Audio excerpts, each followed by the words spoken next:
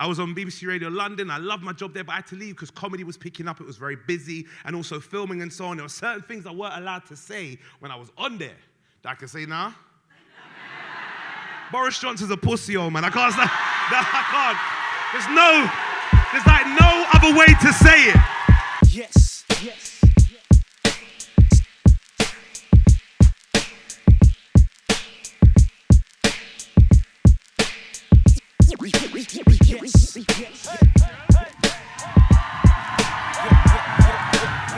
Wow.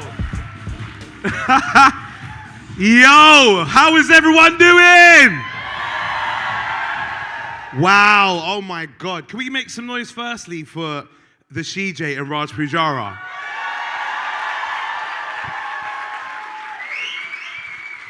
Hey, we had to do this in London, didn't it? London, make some noise, man. Come on.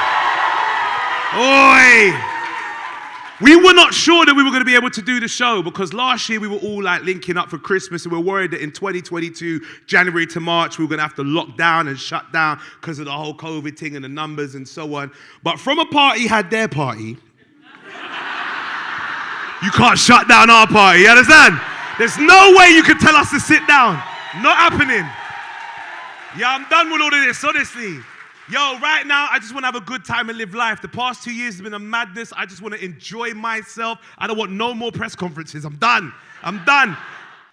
We're in a time right now that in like the future, 20, 30, 40 years down the line, people are going to be studying this time like we studied World War II, like we studied like the Black Death, the plague and all sorts, right? I'm trying to remember this time for how it meant, what it meant to me. Not what history is going to tell me happened, but how I went through it, how people around me went through it, my friends, my family. So I've been paying attention to how everyone's been going through this time, and that's what I want to remember, because this is a crazy time. We are in history right now that later on's going to get studied. I've been paying attention to people. Like my sister, for example, she's one person I've been really looking at, because she's not, like, she's a couple years older than me, but the difference is she's a parent, I'm not, right? Does anyone here have kids? Parents, make some noise? So you'll understand this. Didn't the whole pandemic let you know it's not the teachers? Your child is a prick. Your child, who gave birth to this spawn of Satan, this demon I never knew. Because you didn't realize the kids were at school, the teachers were saving their life because you want to kill this little dickhead. You didn't know your child until you had to really look after your child all through the day. The kids were doing madness. The teachers were doing God's work, I'm telling you. And I realized this when I go and see my sister, just how stressed out she has been with raising my little nephew. He was 9 at the time, he's 10 now. During the time of the pandemic, like, 9-year-old, right? I look at him, I'm like, he's a really, really smart kid. But it's not that he's really, really smart. He's like as smart as most 9-year-olds, but the way that they're educated now is different from how we were educated when we were 9. They process things a lot quicker. They do things so much more differently than we do. You'll see like a 5-year-old playing Temple Run for 15 minutes straight, non-stop, don't even die. I can't even get out of the flipping temple. Left, swipe, go, right, all right, monkey, pyramid, jewel. I don't know how they do it. It's wild. And the thing is, when you compare him to my sister, and you see like the level of, all right, let me take the comparison away, because she is actually already on her own pretty slow. So when you look at the two of them, shut up, you don't even know her. Why are you, ooh, why? You don't know her. She dance, bruv, trust me, you don't know her like I do. So when I compared the two, I could see why she gets stressed out, because he's being himself and she's being herself during a pandemic where both of them are a bit skittish with everything that's going on. I remember going to the house just to check in on them to see how they're doing. I'm sitting at the table, my sister's phone rings. She looks at the phone. It's a number she doesn't recognize. We found out later on it's Vodafone offering her an upgrade. That's good times. You're getting a new phone because your contract comes to an end. But during the time the phone rang, she never knew, looked at the number. After everything that's going on, she's stressed out, picked up the phone and went, hello, who am I speaking to? My nephew was in the living room watching TV. He stood up and looked at her and said, Mom, it's to whom are you speaking with? Yo. Listen. Hey, you didn't need to push her buttons like that. She picked up her current phone and threw it at him. Shut up, man. I'm not conversating with you. And he ducked and went, it's conversing, Mum. Yo, they were winding each other up. So I thought I need to do what a good uncle needs to do, My eyes, let me take him away from the house and give her a bit of a breather for about a week and then give him a bit of a breather. Because it's not their fault they're in this situation. They're forced to have to be in each other's faces, homeschooling and working from home. It's just a lot for them. So if I be a good uncle, let him come to the house. He can do his work at my house. Afterwards, he can play video games. He can relax and chill. And my sister can have some time off as well. Just good uncle is how I saw it. You understand? He's never coming to my house ever again. Do you know why? I realized something. I'm slow too. I didn't know. No, I didn't know. I thought it was, because she's my half-sister, I thought it was the other side of her family that made her, I thought it was them. Turns out the same genetics made me look like an idiot as well. I had no idea. None.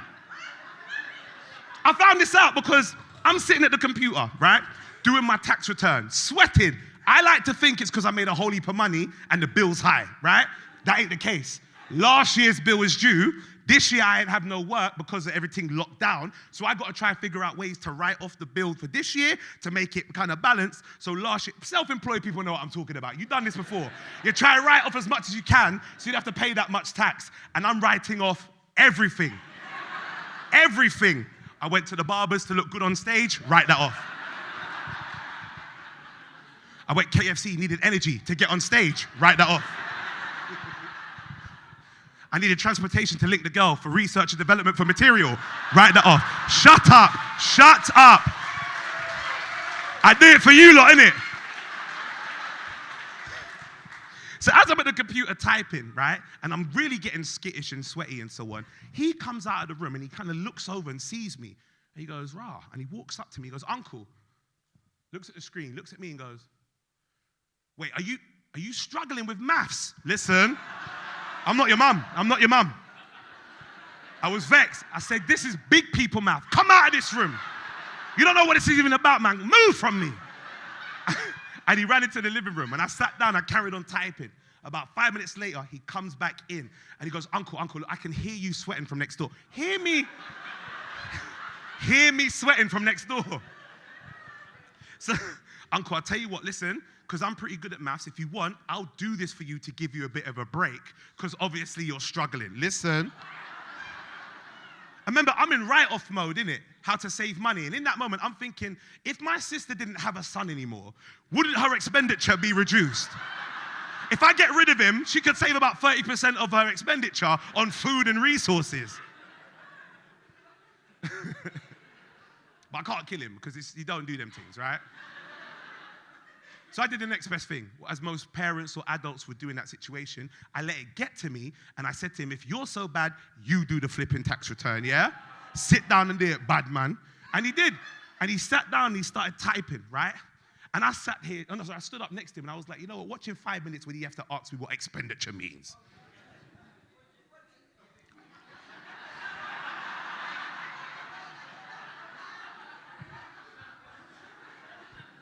About 15 minutes go past, he hasn't said a word. He's still typing. So I look at him thinking, do you know what you're doing? Are you all right with this? He goes, I'm okay, but I do have a question. I go, what's the question? Because you don't know nothing. He goes, it's not about this. Listen, uncle, because I'm doing this for you, would you mind doing my maths homework for me? Because I can't do two at the same time. And my one's a little bit easier, so I don't mind if you...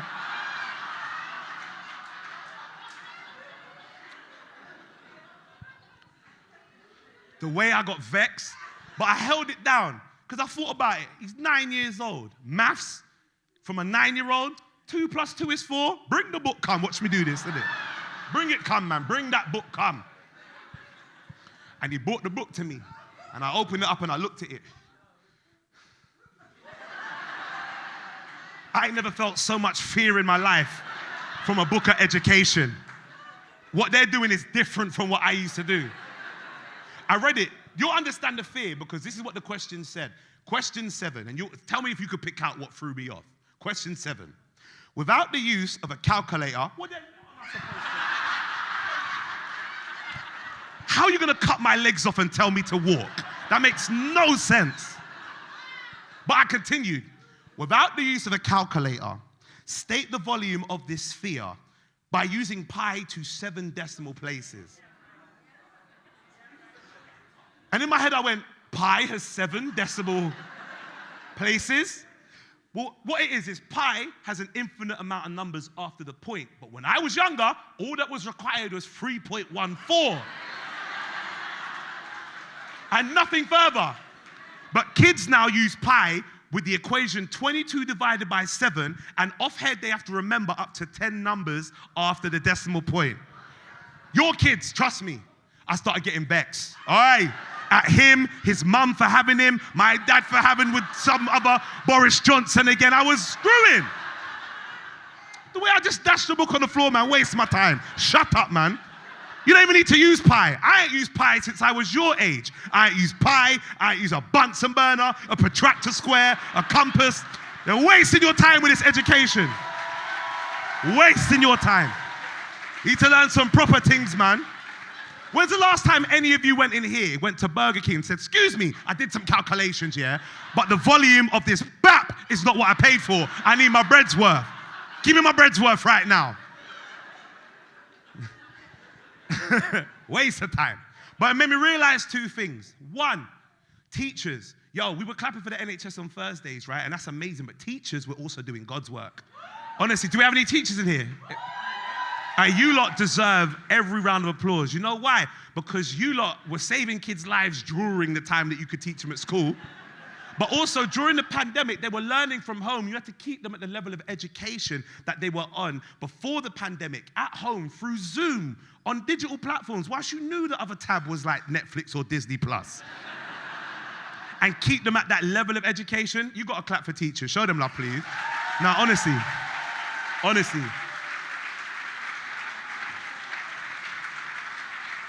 That's one thing I learned. The other thing I learned as well, I managed to save £747 on my taxes. That pussy hole's doing it every year. Every year.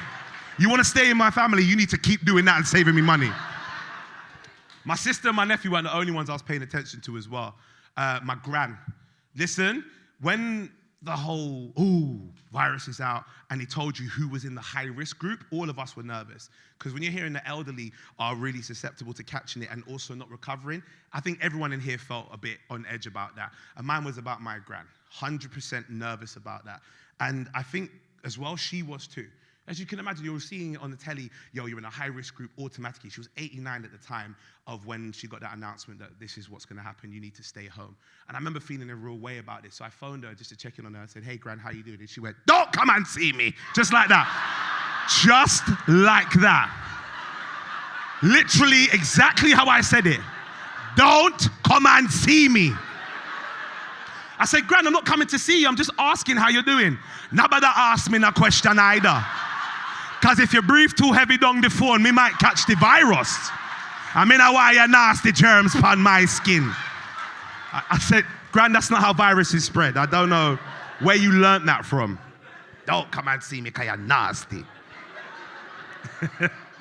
Because you were scared, innit? Like everybody of that age group. They were nervous because, again, high-risk group.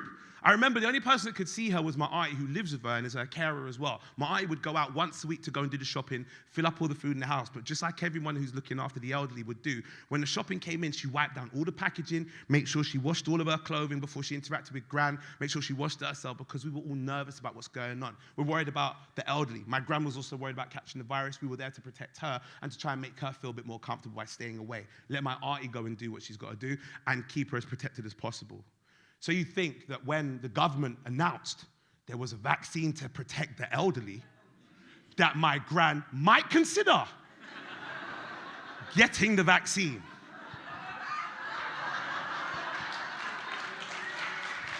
Nope. Not a single shot. Not a lick. I don't know if most people know this. We're not really in the...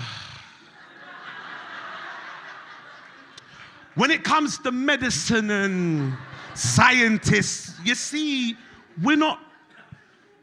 big man, you're laughing. You understand what I'm saying, innit? We're not really, especially Caribbean, most ethnic minorities, we're just not really in it, right? The only medicine we deal with is green you can roll up. That's our little... Yeah, man, my meds. That's all we... You understand? You know what I mean, innit? Yeah, look at him, you understand. Yeah, man. So when that happened, I got a great relationship with my gran. I can talk very bluntly to her. She's very kind of like blunt in what she says. In a very loving way, but it's very blunt. And so am I when it comes to talking to her. We're the kind of one of the only two that can be very, very blunt with each other. We know it's not disrespectful. Some other family members are like, no, I've got to be nice and respectful. And I'm saying I'm not being disrespectful, just how we communicate. So often they call me to say, look, tell her what you got to say because she'll hear you and, you know, you could be very blunt about it. I said, you know what, I'm going to do that because she's scared, so why can't I try and find out what's going on? I phoned her, I said, hey, Gran, listen, what's this about you not taking the vaccine? Me no want it. Me no want nobody come and joke me. Joke you? It's a medical procedure, not a stabbing, Gran. Me no want it. But Granny, it's for your protection. Me have my own protection. Me have my Bible, my ginger tea,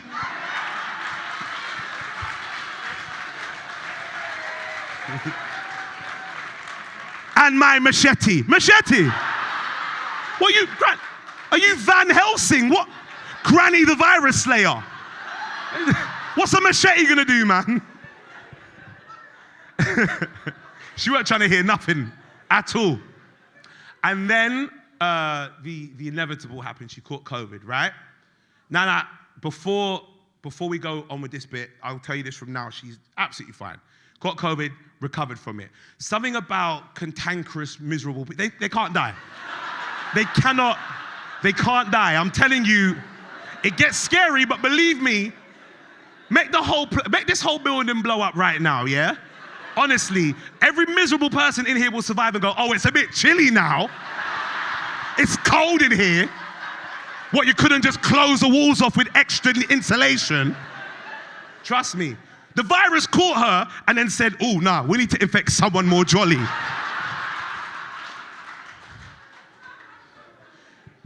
Now, this is where it gets a bit scarier. You hear that elderly people get COVID. We heard the news about people getting COVID. They go into hospital, and there was a risk that they wouldn't come out and we wouldn't see them again. Everybody's on edge, as you can imagine, right? Now, there's like a line of phone calls that people get, like people who are like the next of kin and so on. I was on that list as somebody that you can call late because I'm a comedian. I tour around the country and I'm up late. It could be like a 2, 3 o'clock phone call, and if I got the call late, then at that point, at least I'm awake where some people might be asleep. So I was on the line for like a late night phone call, and that's what happened, unfortunately. I was in Leicester doing a show. I come off the stage, the phone was ringing, but it was also missed calls as well. So I picked it up, didn't know the number. I said, hello, and they said, hi, Mr. Styla. I said, yeah. They go, it's the hospital. It's about your gran. Before I even said anything to the person on the phone, jumped in my car. It's about an hour and a half from Leicester down to London. I did it in like 55 minutes because I'm scared, I'm nervous. As you can imagine, you get that phone call, you're worried about what that could actually mean. I get all the way down to London, get to the hospital, I run up to the reception. I said, hi, I'm Mr. Styla, I'm here about my gran. What's going on? What's the emergency? And the lady at reception said, no, it's nothing too heavy, so just take a minute. I said, what? So all those camera flashes on the M1, I got a driving ban for nothing too heavy. Is that what you're telling me? What are we talking about? Well, it is important, but we'll explain. This is what's happening. We've been trying to feed your gran. However,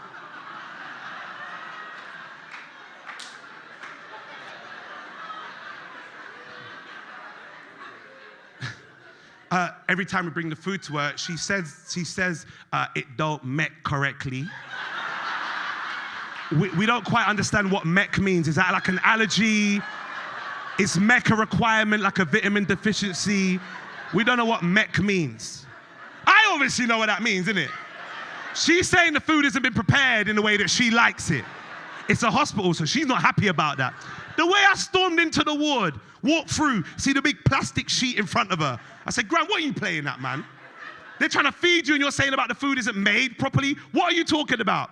Without a beat of breathing, she replied straight away, look at it, it don't season right.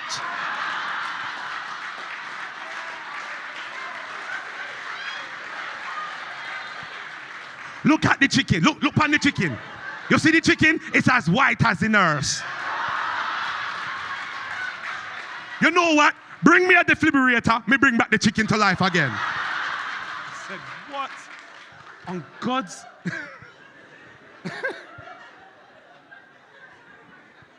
But I know why she thought that way. I do. I know why she thought that way. She did what all of us did. We were all watching the news, we're scared. So the only thing we could do is, if we haven't got information to make us feel like we're comfortable within ourselves and within what's happening around us, we go into emergency mode where we go, let me just do what's best for me. For her, it's eating the food that she likes. For some people, it's staying in their house, it's avoiding other people. Because we were scared, we would sit down and watch the news, and fear was thrown into us. We were in a time where none of us had been through anything like this. I remember watching the TV, and I think a lot of you did this as well. And we'd sit down and we'd watch the news. And in the bottom right-hand corner, you would see an odometer of numbers, right? And that numbers let you know how many new cases there were. During the time where a pandemic's going on, and we have no idea what this is really happening, what this is all about. And we see the numbers rise, 10,000 new cases, 20,000, 50,000, 100,000. Even if you didn't know anyone that was infected, you felt like this sense of dread, like it was coming closer and closer and closer to you. I got some advice, because it really messed with my mental health at the time. I got some advice to you if you don't know this already. I think most of us do by now. Anytime you feel that sense of dread watching the news, turn that shit off. Turn it off. Turn it off. Take a breather from it, right? Do something that makes you feel good about yourself. Listen to some music, play some video games, read a book, spend time with family, or avoid them if they stress you out. Don't laugh. All of us in here got family members that we don't like. Let's be real. And if you're not agreeing with me, you're that family member. So what you do is you avoid them or spend time with them, whatever's best for you. Get yourself to a good place. Get happy, get up, and then once you are in a great place that you feel nice and good, you can watch your TV again just to get the updates, and then turn it off, repeat the cycle. Does that make sense, guys? One of the best things you can do. Hey, and Netflix, turn that shit off as well. No. Netflix was feeding on our dread. They really was. There was marketing to our fear, and people never realized this. I'll show you how. March 2020, pandemic lick. No one knows what's going on. I'm scared. You ain't been in one before. You ain't been in one before. First time in our lifetime, right? When I say in our lifetime, some of us in here, this is their second pandemic. I see a couple age groups in here. I see 1-2 man there that got that vaccine text first. You know who you are, innit? The vaccine text come before even COVID come, innit? The doctor, hey, Robert, come in. Why? What's going on? It's just time, trust me. But we're scared. We've never been in this time before. For the most of us, it's the first pandemic. We have no idea how to feel. We're nervous, we're worried. I'm scared, you're scared, we got anxiety. Do you know what Netflix suggested for me to watch? Contagion. Are you taking the piss? Are you mugging me off? Are you serious, Netflix? Are you trying to get me to kill myself? I'm sitting there thinking, no, I'm not watching this. Next suggestion. Netflix come with the next one. How about I Am Legend? The last surviving black guy, after a virus outbreak turned everybody into a zombie and the apocalypse happened. Starring Will Smith. Is that what we're doing? Yo, after a while, I'm hyperventilating, you know. What do I do? And then after about 5 minutes of trying to get my breath together, Netflix does what Netflix does, innit? Hey! Are you still watching? Because we have World War Z in 4K. I'm telling you, man. Everything I was watching on screen was scaring me. I was trying to figure out who to listen to, what to watch to make me feel good. At the beginning, there was only one person that I paid attention to because he made some sense, and that was Rishi Sunak. At the beginning, because he was giving away free money. No, don't laugh. None of you ever heard of the word furlough until you was furloughed. I never heard of that in my life. Furlough, I'm trying to research and figure out what furlough means. Furlough, so let me see. So I get 80% of my wages and I don't have to come into work. Hey, bring some more of that pandemic, please. No.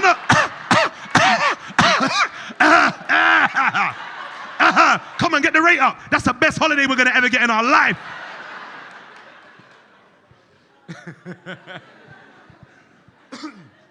And then the inevitable happened, didn't it? He ran out of money and then come on TV and try to do damage control with us. And I remember that. He went on to telly and went, ladies and gentlemen, it's time for you to learn a new skill. It's time for you to retrain. Retrain. Do you remember when he said that? Retrain.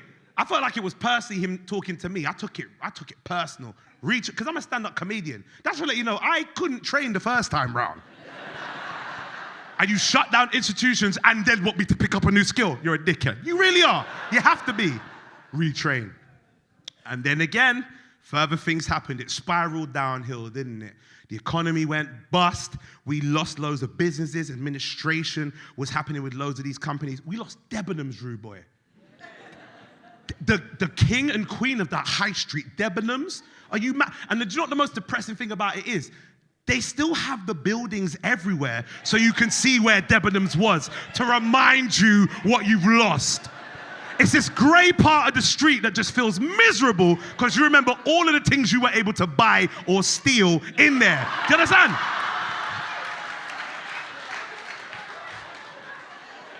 Even the mannequins are in there trying to get your attention. Hey! Come look at me, please. People lost money. People lost their jobs. It was getting tight. No one knew what we were going to do. We were worried about how we're going to raise our kids, keep a roof over our head, how we're going to just look after our families and our loved ones. It was a scary time. Do you know what Netflix suggested for us to watch then? Squid Game. Are you serious? A program where the economy goes to shit. So what people have to do is play kids games to get money or die. I'm telling you, it's wild. Do you remember January this year? All right, and this is what I'm saying about watching the news. January this year, do you remember the announcement that there was an asteroid that was supposed to come and hit planet Earth? Listen, we just made it through 2020 and 2021. And now you want to have to deal with this. Someone call Bruce Willis, please. No, make him deal with this. I've seen him do it before. Make him deal with it. If he needs Ben Affleck to help him, call Ben as well. I looked at it on Facebook, I saw it. And when I see news on Facebook, instantly I'm like, not true, until I do further research. I did further research, and it was in like The Sun, and I was like, well, The Sun, they chat rubbish. And it was in Guardian, I was like, it might be true. Then I saw it in the Metro, I said, no, this is real. This is real. What are we gonna do?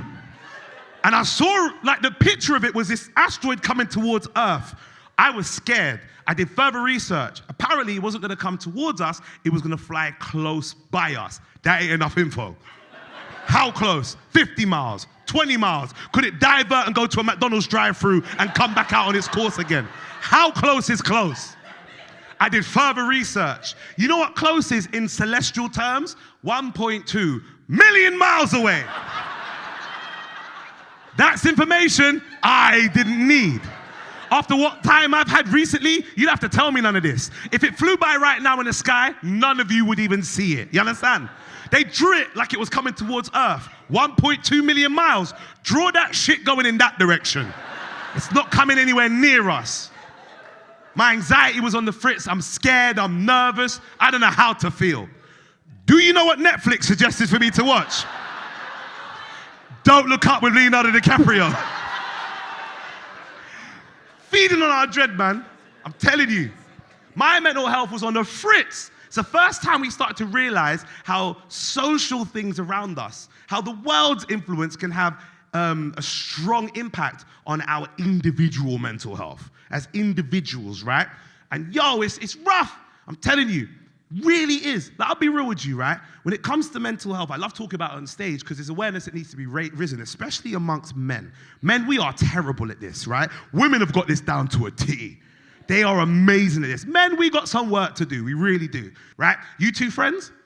Okay, watch this, right? I don't know you from Adam, but I guarantee this, right? If you had a hard day's work, your boss could have shouted at you, made you feel like you're going to get fired because you're not hitting the targets that you need to hit to keep your job. It could be a rough day. You might call her and ask her for advice, and the phone call would go like this. Sharon, you're Sharon. Sharon! I need you, please help me. What's wrong, Gertrude? Yeah. What's wrong, Gertrude? I hear you crying. I'm here to help you, Gertrude. What's wrong? Please, I need your help. My boss shouted at me. I feel like I'm going to lose my job. Gertrude, listen, I'm going to buy a bottle of Prosecco. We'll drink it together. I'm here to support you, babe. I'm here to support you. I got you, babe. And that's how you support each other. That's great that you can do that. Could I phone you after a hard day's work And I'm telling you that my boss shouted at me and it made me cry. And I'm on the phone to you, like we're brethrens. You ain't never seen me cry like this, but I'm crying now because my boss, who you know is like 4 inches shorter than I am, has shouted at me and made me feel like an idiot, yeah? And I'm phoning you for assistance. The phone call ain't gonna go the same like this. Rodney, that's you. Rodney, I need you, please. Yo, Aurie, what's wrong?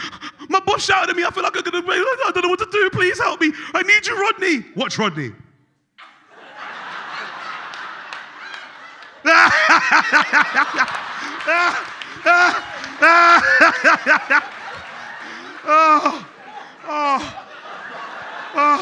All right, Aurie, do me a favor. WhatsApp that to me. I'm going to put that in the Mandem WhatsApp group. No, because it's been a hard week for us. We need to laugh at something. Because that's how we support each other. We rib each other. Am I lying, bruv? That's just how we do it. So for me, anytime my mental health is on the fritz, right, I don't talk to my male friends. There's just no point, honestly. What I do, though, is every week, every Monday, I talk to a therapist. It's one of the best decisions I could have ever made in my life, right? People, when they hear the word therapy, they're like, what's wrong? Nothing. It's one of the best things you can do for yourself if you feel like you can't talk to people. And I'll tell you why.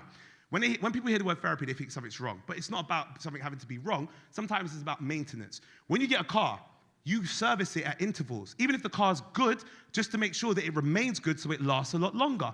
When it comes to your physical health, you work out at the gym regularly, or you might eat healthily or do both because you want your older self to look at the investment your younger self made. So when you're older, you can go, yeah, I'm in a better shape because I invested that time and did due diligence from early. We do it with the material things that we buy. We do it with our physical health. Yo, do it with your mental health. If you talk to somebody, at points where you feel like you need to have a conversation with someone because maybe you need to unpack some traumas and schemas that you weren't aware of until you spoke to someone, trust me, when you get to 70, when we are more so conservative and stubborn and don't want to really have to learn and unpack things, your older self will be thankful that your younger self did the work so your older self can enjoy the rest of their life at that age. You understand? It's one of the best things I could ever do. The only thing is, with my therapist, I feel like I'm being scammed. Nah, she's boopsing me. She's taking me for a mug. No, you know why she boopsing me? I'll tell you why. Because I'm paying all the money, but I'm doing all of the talking. It's a transaction. You need to give me something back. Does that make sense when I say that? If I'm paying for you to talk to me and give me advice, give me the advice. Why am I talking the whole time? At the beginning, it makes sense. Because at the beginning, she don't know me, and she needs to get to know me so she can understand more about who I am so she can advise me. You go to the sessions, and she's asking questions. So tell me a bit about you. Well, my name's Aurie, and, I do comedy. Oh, this comedy, that's really great. And how long have you been doing it? We did it for this amount of time. And do you enjoy it? Yeah, I love it. How about your mum and your dad and your brothers, sisters? How's that family set up? Well, they're all here, and they're there, and it's really, really lovely. That's great. And how does that make you feel? How it makes me feel is I feel good. Everything's all right, And at the end of the session, she goes, oh, I'm sorry, Aurie, but that's all we've got time for. And I'm like, no problem. And I get up and I leave. And that makes sense. That's week 1. Week 2 and 3, she needs more context. Because she don't know me, she needs more from me so she can unpack certain things and give me advice. So, Aurie, tell me a bit more about your mum and your dad. My mum's over here, dad's over there. And they're really, really good. They're doing their thing in their life and so on. And your brother says, yeah, they're lovely and everything's all cool. And how does it make you feel? How it makes you feel is I feel like this and, it's all good. I feel happy. I think I'm all right. Yeah, and it's all good. And at the end of the session, she goes, oh, I'm sorry, but that's all we've got time for. And I'm like, oh, that's lovely. I pay my money and I go. That makes sense because she needs to know more about me. But by week 9, you need to give me something back. You understand? Because you know what I've told you. You got to I'm paying this money. I kind of want something back. I can't be sitting in a session of week 9 and she's going, oh, so tell me about your mom and your dad. You know about my mom and my dad, man.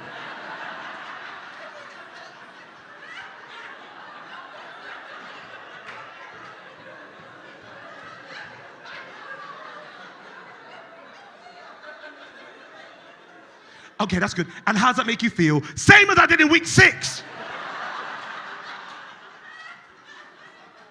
I'm getting angry, because I'm paying all this money. I'm sitting there thinking, if this bitch don't give me no advice by the end of the session, watch what happens in week 10.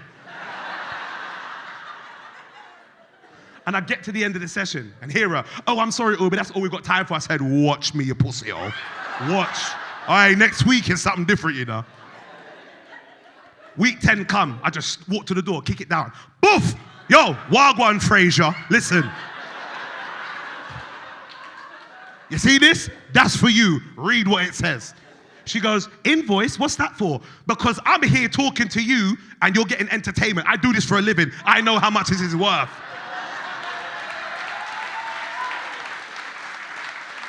Got me entertaining and chatting to you like I'm some Amazon Audible.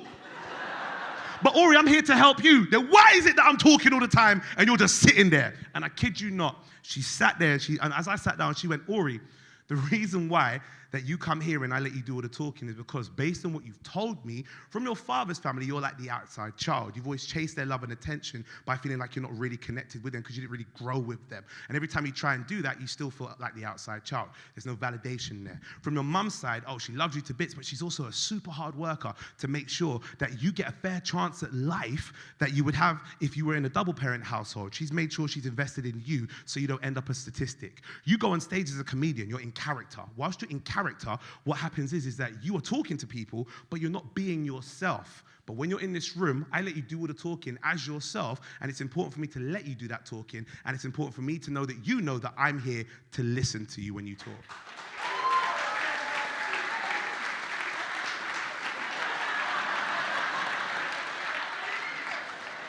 I cried. What? Like,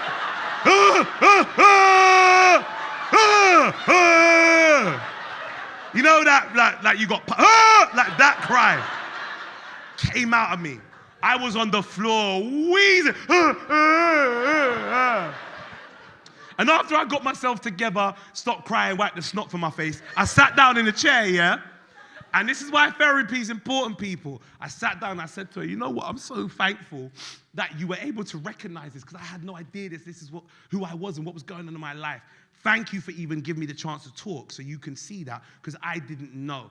I'm done with all of this. I don't want to seek validation from other people no more. What I want to do is I want to be able to do my job and still love what I do and who I am, but also not feel like I got to get the validation from others to verify my existence and my worthiness. This is day one. I'm moving on from this. We're not going to continue with me being this person. Let's move on. What is it I can do from now on? And she said, I'm sorry, Aurie, but that's all we got time for.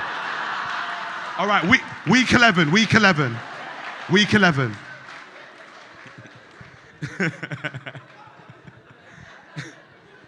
Anyone who's done therapy knows this, yeah? You learn a few things. One of the things I learned from doing therapy, and I think those who've done it will understand this. Therapy shows you who in your life also needs some therapy. Some of you ain't laughing too hard because you're sitting next to the person right now. It's funny, isn't it?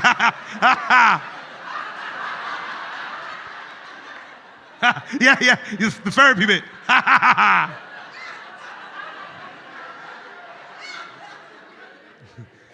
Some of you look at your friends when you go out there. You see, you Candice, you could do with talking to somebody, you know.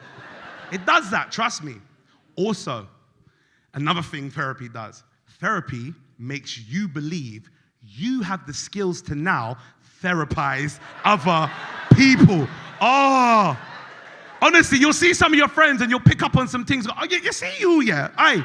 No, Susan, listen. I can see that right now you're not being vulnerable. You need to unpack those things because them feelings from your traumas and your schemas are making you all tuck things under and it's all getting gunky. You'd be much better in life if you would just unpack certain things and be real with yourself. You do that because you get your little tidbits from your session and you feel like I got the skills to therapize other people. Same sister. I told her after about 3 weeks of doing therapy, I told her that I'm in it because I wanted the first few weeks to be mine and mine alone. After I told her, me and her started to talk. And I started to tell her a few things I was going through, and it started to realize she's going through some of the same things. Because you don't realize when you're in different households now that some of the things that you grew up having and doing, because you're not facing that person all the time, you learn more when you talk to people. And my sister's telling me more about what she's going through, what she's been doing, and I'm learning. I'm like, rah, I recognize that within myself. I remember from my session some of the things that I learned, and I just gave her a few tidbits, and she's taken that, and I'm learning more about who she is now because I'm helping her out. You understand? And then every few weeks we catch up, ask me a few more questions. I can give her a bit more advice. And I think this has been helpful for us to understand who we are as two people. But by week 9, you need to start paying me if I'm going to start therapizing you. Because I'm paying my big money and getting my PhD, and I'm getting my things from here. And I get my therapy, and I come out and I start advising you for free. Yo, pissed me off after a while, you know, because I noticed she was getting it for free and she noticed it herself. The way she phoned me one time and said, oh, Aurie, I need your help. I had to tell her, look, I'm sorry, babe, but this is all I got time for. And I locked the phone off. Left it. I'm telling you, man, when you get to a good place, ooh, it's nice. It's nice mentally, but it's not just about up here. Yo, you have to get in a good place when it comes to your physical health as well, right? Two go together. You try and do one without the other, one of them will say, yo, look after me as well. That's what happens. Now, I'm not going to feel no way about this. Some people don't like to talk about this, not because they feel embarrassed, it's because they feel like, oh, no one's going to want to hear me say this. You've got to be proud if this is you. Be honest now. How many of you during lockdown actually got in better shape? Make some noise. All right, boom, yes, I love it, yes, be proud. A couple of you were like me, no, all the other people that made their foolish decisions wouldn't want to keep fit like you did. Be proud of it, honestly. I'm sick and tired of people making me feel, oh, you got fit, oh, you must be nice. Yeah, it is, I made the right decision. You decided to bake fairy cakes, it's not me. Who told you to learn how to make a lemon drizzle cake? You're not opening up a cafe. I went and got fit, you started to turn into Fanny McCraddock. That's your business. All right, be real. How many people, be honest, how many people put on some of them lockdown pounds during lockdown? Make some noise. Make better decisions. How about that? I lost weight I lost 3 stone during lockdown, right? Thank you. However, the thing is, with losing weight during lockdown, the only way you could really do it is either if you worked out at home, and that worked for me, but during the summertime, I wanted to go outside and try and work out. I'll be real with you. On the contrary to popular belief and what you see on TV, I'm not a fan of running. It's not. In the Olympics, you'd think that's all we love doing, running. I'm not, especially after a gunshot. Bang! Nah, I'll walk away. I'm not on it. I don't like running. It's not me. I keep it so real, right? But the thing is, with running now, like, there's always 2 types of running you see us do, and you think, oh, black people must love running. It's either the like that, or it's the one for like 14 hours when they're... I'm not on neither of them, neither. So I had to get some help with the running. I got an app, it was Couch to 5K. Let me tell you something. I don't like listening to advice from like PTs if they're real, yeah? Much less having artificial intelligence in my ear trying to encourage me that can't even see the position I'm in at that time. Because it gets patronizing. You hear it go, oh, you're doing amazing, whilst I'm on the floor hyperventilating. No, you can't see me. Why are you faking it for? You've got 1 mile to go. What, so I'm a mile further away from my house? Well done. I'll see you next time. Bet you won't. I bet you won't. I bet you I'll delete the app now and I'm going to find something that suits me better. How about that? And I found one. I deleted the app because I was sick and tired of that voice. And it was, I went for 10K runner. Very similar thing, but you can choose the voices that encourage you, right? Me being me, loving London, I just chose what they described on there. They put the title as urban. What they meant to say was roadman voice, yeah? Like, roadman London voice. And I thought I might like it. It might be like me chatting to one of the man them. It weren't nice. It weren't. Because I'm running and all I'm hearing is, yo fam, you're doing your thing, you know. I said that. Delete. Flipping Deshane is in my ear from Top Boy and I'm trying to run. No. Long, bruv. Long. So I lost the weight and then I waited for gyms to open up just to go to the gym and keep myself fit in the gym and stuff, right? There were some things from like the previous time at gym that I was hoping I wouldn't see again. I'll be real. There was like some of the people that would go, there was some of them I was hoping that would have got taken out from COVID, yeah?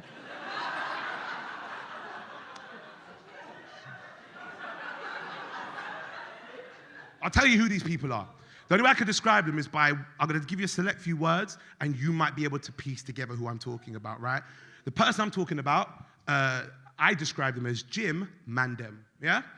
Some people call them gym goons, gym heads, gym gang, but I think you all know who I'm referring to, right? They're at, before I even describe what they look like, I'll describe where you'll find them. If your gym membership is £55 or more, they're not really there. You understand?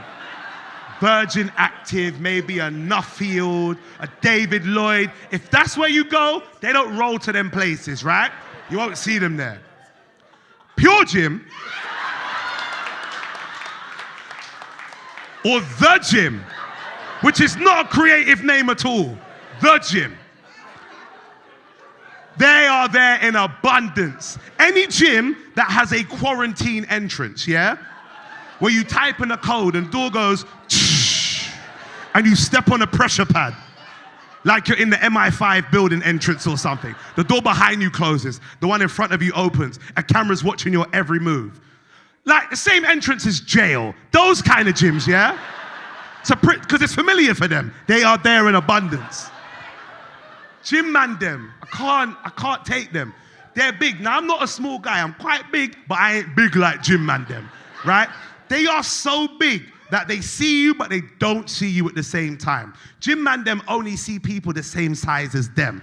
Anyone else, they don't even acknowledge your existence, right? If you're smaller than them, they'll be walking and they just bump into you, and all of a sudden they're like, raw, it's windy in here, you know? What?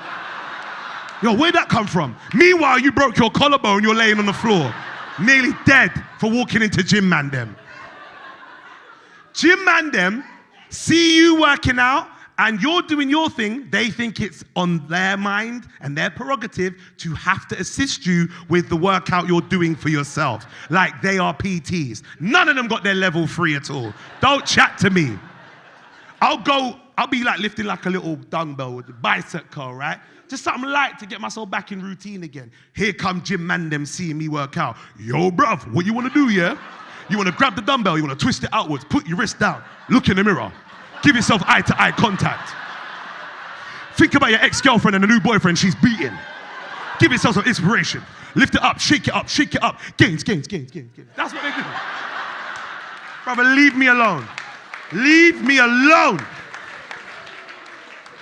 I'm on the bench press, lifting the bar. It's light. I don't need your assistance. There's no weight on it, you know. I'm trying to get myself back in routine, warming myself up. I'm on the bench, lean back, lifting the bar. Here come gym man them. Yo, bruv, let me spot you in it. What you want to do, right? You want to put your wrist back. You want to look in the mirror. Give yourself some inspiration. Lift it up. Put your chest together. Gains, gains, gains, gains. And man's spotting me.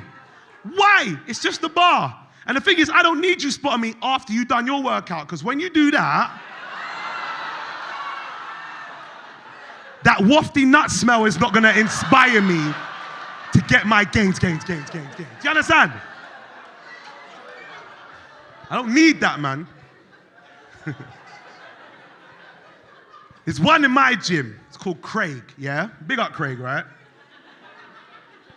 He recognizes me from doing TV work, yeah? And before he never used to see me, because obviously I'm not his size. But he saw my face on TV, and I think the day after, he saw me at the gym, and he wanted to approach me and say, yo, Wagwan, what's going on? The thing is, he did it in the wrong room, showers. Like, now, gym man them, they don't bring towels, right? They air dry, because they got the body confidence. They don't mind showing themselves for this long time. So they either do one of two things. They air dry, or they have this kind of chamois cloth. It's about the size of an A4 sheet. You know what I'm talking about? It's like a one wipe dry thing. You wipe, dry. It's like when you go to a car wash and you see them man wipe your Mercedes, same thing. That same material on that cloth. He's come out the showers. His cloth is in the locker. Now, I've been showered a long time ago, and I'm sitting down, I'm just creaming my leg and all them things, just got my towel around my waist. I'm just getting myself ready to head out somewhere, right? He's come out the shower, he sees me, he recognizes my face, comes to talk to me and let me know. I'm sitting down, I'm creaming my, let me break this down again. He's come out the shower, no towel, he sees me, wants to have a conversation with me. I'm sitting down, creaming my leg, towel around my, do you know where my eye level's at? You're understanding now what I'm saying about what I can see coming towards me. Craig come out the shower. Yo, whoa.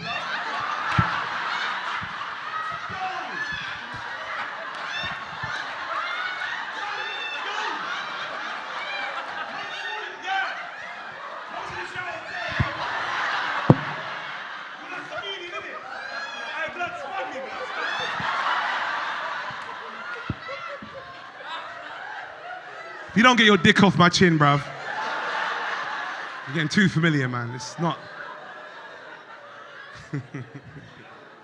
I moved. I actually left. I moved out of London, right? Now, let me tell you something. London, I love to the core. Look, he's walking out because I said I moved out of London. Watch this. Look at this. You've been holding it. All right, okay, go ahead. Go on. You see how offended? I said I moved out of London. Well, forget this guy. You know what's messed up? He's been holding it for a long time. We don't know what he's been holding. So what we're going to do, inadvertently, he's going to go, but in our back of our minds, we'll be timing it to see what exactly he's been holding. Did you say, don't do that, don't time him? She just went, no, you can't do that. I won't do it. She went, he's a nice person. Is he your partner? Oh, lovely. She's very polite about her heckle. No, please don't do that. I'd quite like it if you didn't time anything. Thank you. Yeah, so I moved out of London. When we got told that we had to stay home, be real, Londoners, didn't it make you realize how small your house actually? My God, the walls got smaller and smaller, innit? When you get told to stay home, raw. Like the walls just came, like I started feeling like I was living in like Harry Potter's original bedroom, right? I had no space, it was weird. Do you know, like, who really pushed me over the edge with this? Joe Wicks, I'll tell you why, right? Remember Joe Wicks, the fitness guy? Joe Wicks really pushed me over the edge. I'll tell you why. Because when I put him on YouTube trying to inspire myself during this lockdown and, try and get myself fit, I put him on the screen, right? He had the cheek to go, all right, everybody, find some space. Where, Joe? Where, Joe? My living room is my bathroom. Where? I managed to find a little bit of space, put two things here, left, right, and center and stuff, right? Then he had the cheek to say, all right, everybody, what we're going to do now, we're going to stretch. I put 2 holes in the plasterboard. So I'm done.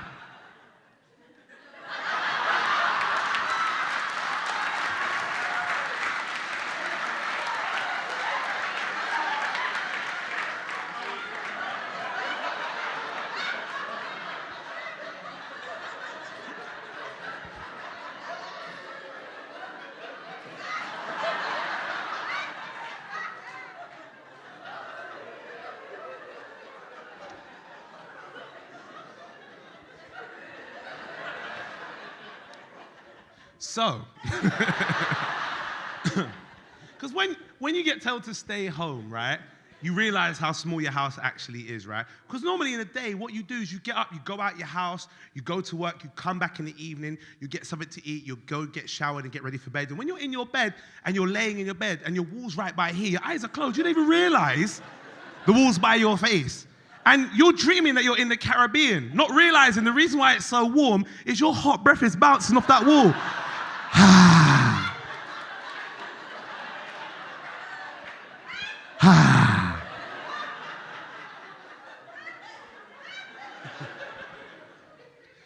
So when I realized, I'm in some small space, I needed to get out. I left. I moved to a little village in Bedfordshire called Great Denham. Let me tell you something, right? I know you're looking at me thinking, you, village. Yes, me, village. Listen, village life, best life you could ever go for. I will never laugh at village life again because I've experienced it. It's different. I love it to bits. I'll tell you what village life has that some of you may not know. Village life has grass that decided to grow itself. Does that make sense when I say that? Where I live is beautiful, man. It's got swans, it's got rivers, it's got trees, rude boy. London, you're not understanding. Look, let me write this down. You're not understanding me. The trees I'm used to look like this. They have 2 rubber bands on each side to help support their growth, little pussy old trees. Storm Eunice will come and bitch lick the tree. Shut up, pussy old. Call yourself a tree. Where's your rubber bands now? Where I live, I got the trees from Lord of the Rings walking around. Big ents carrying hobbits. Tree, I am no tree. I am an ent walking around, having a whale of a time. I see Gandalf last week, I'm telling you, it's lovely village life. Now, the thing is, the village I moved to, I knew nothing about it until I went and looked around as to places to go to. Let me give you some advice. If you're ever moving house, whether it be to rent, to buy, wherever you're going, if you don't know anything about the area, do your due diligence. It's important. If you don't know about the area, look into the area, and I'll show you how. When you Google it, don't stay on the all tab. Don't even click on images. It's that news tab you need to click on. That lets you know everything about an area you need to know, whether you should or shouldn't move there. If you don't, Google Peckham right now. Harlesden, Google Harlesden right now. Stonebridge, Google Moss Side in Manchester, Handsworth in Birmingham. It will let you know if you should or shouldn't move to these areas. Now, I'm from one of those areas listed. I'm not telling you which one. However, I Googled Great Denham. Nothing came up. That was more suspicious to me. Because there should be at least something in it. I had to do some further research. So why is there no news articles about Great Denham? I'll tell you why. 2 reasons. Number one, it's a new build village. It's only been around for about 8-9 years, roughly. So it hasn't got a long history like the areas that I just mentioned. And reason number 2, it's got one of the lowest crime rates in the country, which is good for me. It means I can move there and start afresh. You know? Man, we're always a comedian, you get me? I can go there, and if that place is off the radar and I go there, I'm off the radar. So I find this place, yeah? Lovely house. I give my offer to the owners of the house. They said yes. I'm like, rah, safe, cool. But at the time, I go and do my due diligence. Click on the news tab, nothing comes up. I'm like, all right, we're all good. And then later on, we go to exchange. Contracts are being made up. Solicitors are doing what they got to do. Surveillance is going through. I'm like, this is dope, but I got to do my due diligence. News tab, nothing comes up. I thought, yeah, it's a dream come true. It's all coming together. Then we go to completion. This is the date where you have to move. You can't back out now. They got your deposit. And if you try to back out, they eat your deposit and fine you the sum of that deposit again for trying to mess up everybody in that chain. You can't back out now. This is when you're moving. Something told me to Google again. News tab. One result by the Daily Mail. You know when it's them. It's a bunch of foolishness I don't want to read. Guardian, Metro, I'm all right with that. Daily Mail, bag of foolishness. I don't want to read this. Due diligence has to be done though. So I clicked on the headline. You know what the headline was? Young black comedian from London moving to Great Denham. I said, whoa! This place has gone downhill. I didn't know they were talking about me. I thought it was somebody else. I had no idea. I learned how to humble myself when I moved to this village, right? The things I was expecting as a Londoner to have in this village that it didn't have. Do you know what it never had that made me feel violated? Uber. What on God's green earth am I doing in this backward civilization? How am I getting food delivered to my house? I don't cook. And my kids gonna have to learn on a chalkboard when I have them. I got Uber to work once. The driver said, come and meet me. I said, where? Milton Keynes. I had to message him, Ruben, how am I getting to Milton Keynes? He said, call a taxi. Now, the first night you move to your own place like that, the first night that I moved there, now, anyone who's moved house knows you don't order furniture to be delivered on the day, because people like DFS dump your things out at 9 a.m. in front of the yard before you've even signed to pick up your keys. They're feisty like that, right? So you order it for the second day or beyond. When I ordered my furniture, it was for like the third day, which means the first, second night, particularly the first night, I had to sleep on the floor. Fine by me. What I couldn't do is I couldn't find duvets or pillows from where I was living before, so I just found my gym bag and I used that as a pillow. I slept on the floor. Now, I couldn't find a duvet, so I did what any Londoner would do. I just slept in my tracksuit. You know what I mean? Don't laugh. We've all done it before. Some of you here have been to a dodgy travel lodge and said, my skin is not touching them sheets. So what you do is you put your hood up, turn your face in the hood,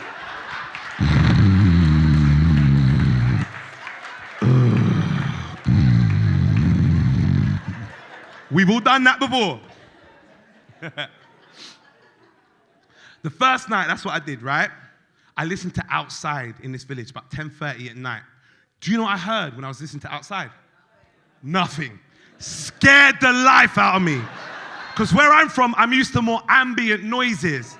Like, woo, woo, woo, woo, woo, woo, woo, woo, woo. More ambient noises like, hey, blood, give me your scooter. Noises that make me feel comfortable, innit? Where I am, it sounds like I'm in space on the Starship Enterprise and it's quiet as nothing out there, yeah? Scared me. Second night threw me off as well. The second night, I remember going to the boot of my car to get some bits out that I didn't get from the first move-in and the first night, right? It's about 11:30 at night. I get to my car, open the boot, I look across the road in this village, and I saw something that kind of really, it was different. It's what I saw, 11:30 at night. Older white woman, about 5'0", 65, 70 years old, walking a cavapoo. You know them handbag dogs? She's walking it. She sees me, I see her. This is her reaction.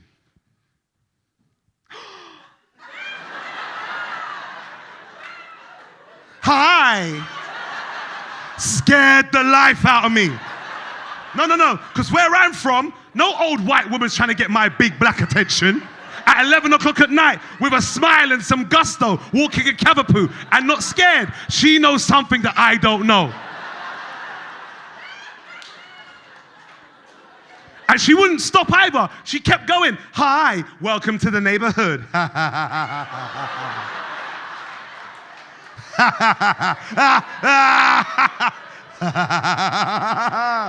thought, yo, shit, am I in Get Out too?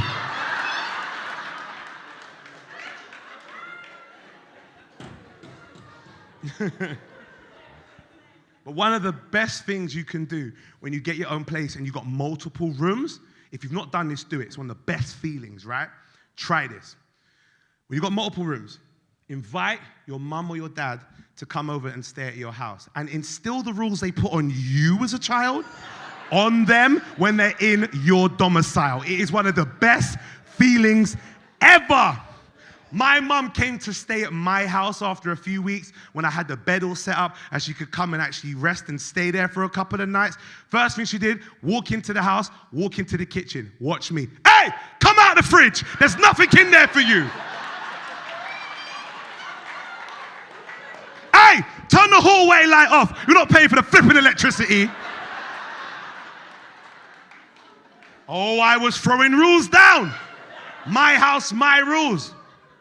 It was 7 p.m. She's watching TV. Far as I'm concerned, in my house, it's too late. It's too late. The volume was on 3 of 50. Far as I'm concerned, in my house, it's too loud. It's too loud. Watch me. Mum, turn the telly off. I'm trying to get some sleep. My house, my rules. And I pushed her over the edge when I was doing this, you know. She weren't liking it. As soon as I said that third or fourth, my house, my rules, she was sat on a chair and stopped me and said, hey, listen, young man, it might be your house, your rules, but remember, it was a mouthful of my front you got when I pushed you out as a child.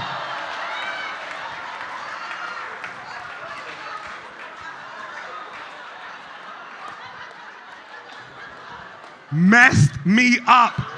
What? Yo, I had to call my therapist. I said, yo, I need your help. My mum said something about my mouth and her pussy in her. Please, help. My therapist said, calm down, calm down. Don't worry. She's just there trying to express herself in the way she knows best. And as this call is free, I'm sorry, but that's all I got time for. Boom.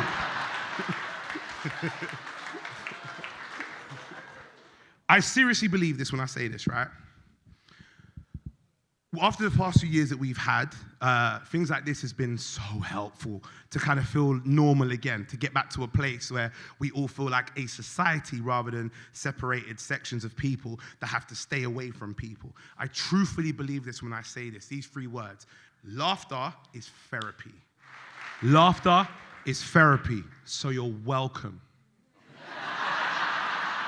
You lot had one of the cheapest therapy sessions just now. And it was a group thing as well. You got money for your buck, you know, a good couple of hours for one little like ticket price and stuff. Yo, you know the NHS have said that you can prescribe comedians to somebody who is suffering with depression. I'm a key worker now, rude boy. I just want to know where I get my discounted cinema tickets. Line me up, you know, because some Marvel movies are coming out, you know. People have been asking me for a minute, why did you call the tour green? There's a multitude of reasons. If you look at the themes that I've spoken about throughout the tour, the color green is represented in them quite a bit. I'll show you where. Me driving an EV is trying to be more green. Me moving out of London, moving to the countryside, an area which is more... Exactly. The color of mental health and well-being, when they promote it on October the 10th every year to say you're in a good place, they're saying that you are in what their color represents as being more. I let people come to the show that smoke a lot of.